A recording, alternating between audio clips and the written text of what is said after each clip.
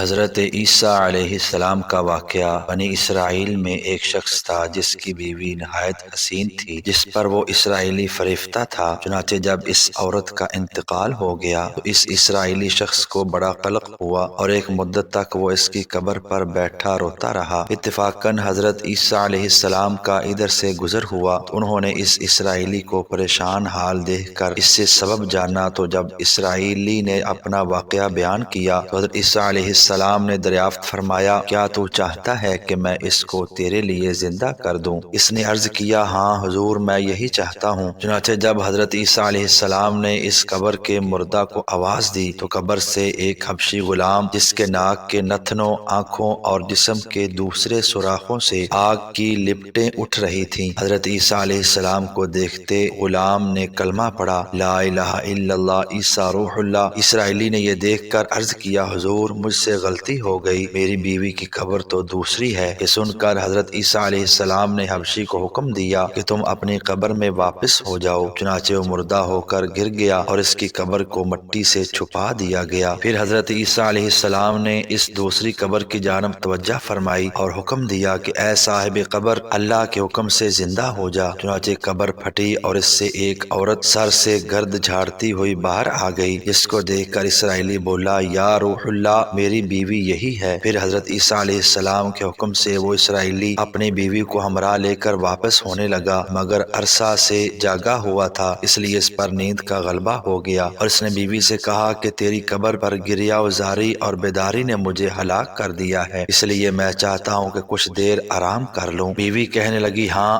آپ آرام کر لیجئے۔ چنانچہ وہ اسرائیلی بیوی کے زانوں پر سر رکھ کر سو گیا۔ اتنے میں ایک گھوڑے پر سوار ایک شہزادے کا ادھر سے گزر ہوا جو اپنے زمانے کا یکتا حسین تھا، جس کو دیکھ کر شہزادی اس پر فریفتہ ہو گئی، اس کا دل قابو میں نہ رہا، اس نے سر زانوں سے نیچے رکھا اور فرط محبت و غلبہ عشق سے مجبور ہو کر شہزادے کے سامنے جا کھڑی ہوئی۔ ادھر جیسے ہی شہزادے کی نظر اس پر پڑی، وہ بھی اس کو دیکھ کر اس پر فریفتہ ہو گیا اور عورت کی خواہش پر اس کو اپنے گھوڑے پر بٹھا کر لے گیا۔ چنانچہ اس کے شوہر نے بیدار ہو کر جب اپنی بیوی کو نہ پایا تو نہایت پریشان ہوا اور اس کے ملنے کی تدبیر سوچنے لگا۔ سوچتے سوچتے آخر اس نے نشانہ قدم پر چل کر اپنی بیوی کو تلاش کر لیا، جو شہزادے کے پاس پہنچ چکی تھی۔ اس کو دیکھ کر اسرائیلی نے شہزادے سے عرض کیا کہ یہ میری بیوی ہے، آپ اس کو چھوڑ دیجئے۔ ابھی شہزادہ کچھ کہنے بھی نہ پایا تھا کہ اس عورت نے کہا، میں تیری بیوی نہیں بلکہ شہزادے کی لونڈی ہوں۔ یہ سن کر شہزادہ اسرائیلی سے کہنے لگا، مجھ سے میری لونڈی کو لینا چاہتے ہو؟ اس نے کہا، خدا کی قسم، یہ میری بیوی ہے جس کو میرے سردار حضرت عیسیٰ علیہ السلام نے مرنے کے بعد میرے لیے زندہ کیا ہے۔ ابھی یہ گفتگو ہو رہی تھی کہ اتفاقاً حضرت عیسیٰ علیہ السلام وہاں تشریف لے آئے، جن کو دیکھ کر اسرائیلی کہنے لگا، یا روح اللہ، یہ میری بیوی وہ بیوی نہیں ہے جس کو آپ نے میرے لیے زندہ کیا ہے۔ حضرت عیسیٰ علیہ السلام نے فرمایا کہ ہاں، یہ وہی ہے۔ یہ سن کر عورت کہنے لگی کہ یا روح اللہ، یہ شخص جھوٹا ہے، میں شہزادے کی لونڈی ہوں۔ حضرت عیسیٰ علیہ السلام نے فرمایا، کیا تو وہ عورت نہیں جس کو میں نے اللہ کے حکم سے زندہ کیا ہے؟ عورت نے کہا، یا روح اللہ، باخدا میں وہ نہیں ہوں۔ اس کے بعد حضرت عیسیٰ علیہ السلام نے فرمایا، جو جان خدا کے حکم سے میں نے تجھے دی ہے، اس کو واپس کر دے۔ یہ سنتے ہی وہ عورت پھر مردہ ہو کر گر پڑی۔ پھر حضرت عیسیٰ علیہ السلام فرمانے لگے کہ جو شخص ایسے آدمی کو دیکھنا چاہے جو کافر مرا تھا اور زندہ ہو کر ایمان لایا تو وہ اس